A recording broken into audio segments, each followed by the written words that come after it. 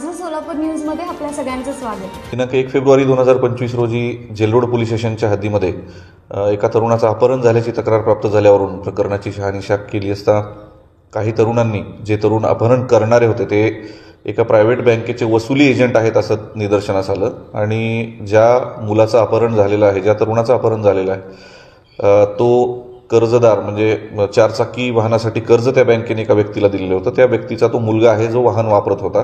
त्या वाहनासह या आरोपींनी त्याला किडनॅप करून खंडणी मागितली. किडनॅप करून एका ठिकाणी डांबून ठेवून खंडणी मागितली अशा स्वरूपाचा गुन्हा दाखल करण्यात आला. यातील 3ही आरोपींना ताब्यात घेण्यात आलेला आहे. सदरचे आरोपी हे त्या बँकेचे वसुली एजंट्स आहेत आणि गुन्हा दाखल करून पुढील तपास सुरू आहे. माझं सोलापूर न्यूज या यूट्यूब चॅनलला सबस्क्राईब करा आणि बेल आयकॉन प्रेस करायला विसरू नका.